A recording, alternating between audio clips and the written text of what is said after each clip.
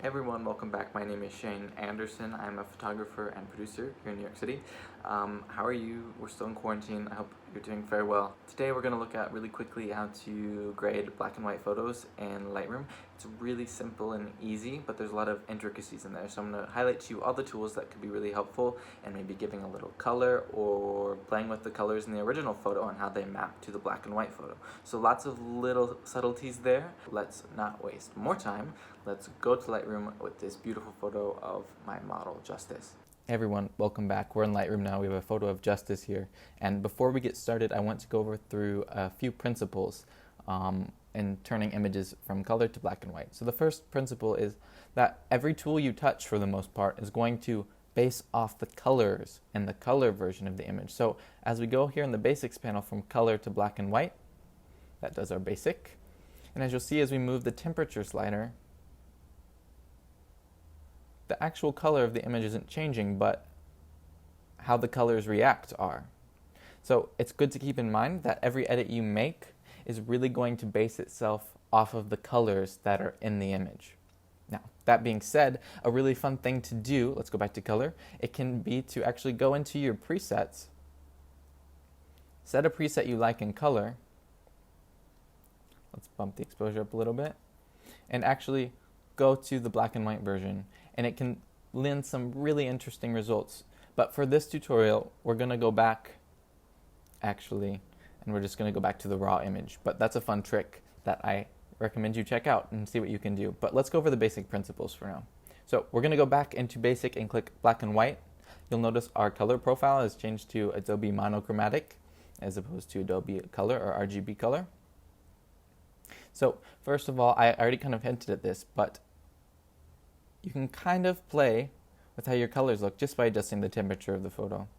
So although white balance doesn't matter so much because it's not actually changing what the white is because it's in black and white, you'll actually be able to mess with the tones a little bit. So let's just go back. You'll see it's much warmer. Let's go the opposite direction, much cooler. You'll see the tones really react with the black and white. So that's one thing to really keep in mind. You can kind of set a good base by what color temperature you're using. And as we play with this, it's a similar effect. It's a little bit more subtle though. That adds a little bit more brightness. So let's start here for now.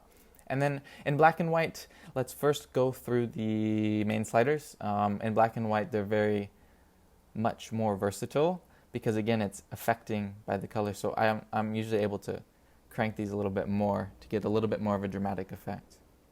Now I'm just editing to my preference. I like this really moody kind of mysterious forest vibe. So I'm going to raise the blacks a little bit just to give it a bit of a muted feel, but also at the same time drag the shadows down to get that nice contrast still. Let's go to our presence sliders now. Texture and clarity are going to give it a little bit more presence and grit. Clarity is a bit much, but I really like the articulation in the trees here. Haze, I'm not so much of a fan here. I really like that dark, moody. I'm going to bump the exposure down 1, 2 quickly. Okay, with the tone curve, this does what it normally would, adding points to adjust. I won't go through the tone curve too much because it acts pretty much similar to that, but I'm just going to do a quick S-curve here. Kind of reinforce a bit what I was doing in the sliders. It's a little bit too contrasty for me though. So let's bring that up a little bit. Okay. One thing I do want to state though, if you do go into the RGB, that's actually going to affect the tint of the image, not the color. So if you see if I drag this down, everything becomes cyan, red. So keep that in mind. It'll do the same for the green and blue channels. This will actually affect the coloring of the image, so magenta, green. So that's not going to do the same thing it would to the actual colors of the image, but it will affect the black and white treatment itself. So be aware of that. Maybe if you want to add more of a sepia tone or some weird coloring, that's a route for you. But in terms of black and white, you won't really touch that too much. Now, the next thing, these black and white sliders, these become very important. Like I said, they read from the actual image. So let's preview our old image. You'll see at the bottom corner here, these flowers are very pink and red. So if I go into the black and white slider and adjust the red, you'll see they start to flare up down there. Does that make sense? So let's go all the way down. You can see how they start to appear and disappear, and similar with the magenta here. you'll see how they slide away. So let's reset that. Now, these sliders are very important, especially when dealing with skin tone. Justice is already pretty washed out because what I've done with the whites up earlier, but we can kind of contrast that by bringing the orange down, because skin tones are mainly orange, red, and yellow. Now, there's a bit red in the flowers, but there's also red in the skin, but orange for Justice is going to the main one. So you can see we're bringing a little more depth back into the skin as opposed to the washed out it was. And the orange, as you can see, also affects the flowers, so just be aware of everything and how you can balance them together. Same with the yellow. Now another big player in this is going to the greens and aquas, because there's a lot of greens in the trees, of course. So this can really, as you're seeing, as I'm dragging this up, it's making the whole image brighter. This looks a bit sunnier, and now this is a lot more moody. I'm really feeling the moody vibe, but if you're a sunny forest person, then, you know, go ahead and drag those all the way up. But for me, I'm going to mute those greens a little bit so it looks more mysterious.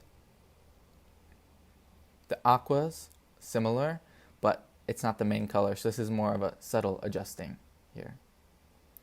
Same with the blues, it's going to be in that same realm.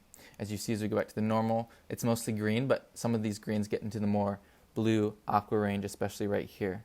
This is a more yellow green and a more blue aqua green. So for these areas, you're going to adjust the blue, green, and aqua sliders, and this will be adjusted by the yellow and green sliders. So thinking about how colors work together is very important here, and what you're getting with your black and white treatment. And then magenta, again, that's more with the flowers down here, depending on how much of that you want. Okay, let's go down to split toning now. Split toning is very good, especially for sepia tones if you're trying to add that. So let's do a quick example of that. We're going to go into our shadows, and we're going to check our hue. So we're going to actually hold down the Alt or Option key, and as you do that, you'll see what those tones look like. And the Alt key is basically previewing what that tone looks like at 100% opacity. Let's try to find like a nice warm yellow. Let's set this as our sepia tone. As soon as we release that Alt key, it goes away. And we can actually now adjust the saturation. So as you can see, it gives it more of a sepia tone as I pull that up. If it's looking too much, you can definitely adjust the balance here, and this will kind of mute those tones so they're not as intense. It's a little bit more subtle now, isn't it? Okay, great. Now we're going to move into detail. Sharpening, you can play with too. It just sharpens the image a little more, which in black and white, where these contrasts are more apparent, it can add a nice little extra effect to the image. So those are the main tools you can use. Again, going through and refining to make sure it matches your style. I think this matches the moody forest pretty well. Let's look at a quick before and after here. It looks pretty good to me. And again, we're just going to go through and refine until everything looks good to our take. I might bring a little bit more lightness back into the skin, but in general, this looks pretty good. So thank you so much for watching this video. I hope it was very helpful for you. I'm going to put a before and after next to each other on the screen so you can kind of see where we're going. I actually preferred it without the sepia tone, so that's reflected here, but I just wanted to show you that trick. I again highly recommend you play around with your own presets if you have them, and kind of see what those unique color combinations do in your photos, because your presets that already exist, when you put them in black and white, sometimes there can be some really nice interesting effects there that are worth playing around with, and they can save you a lot of time too. So I hope this was helpful. If you did like this video, please do physically like it on the YouTube platform, and also subscribe to this channel. And if you want more content for my professional life, I've had some amazing editorials come out recently. You can follow my Instagram, which is @thatstylishNerd. Thank you so much. Stay tuned, and I'll see you soon.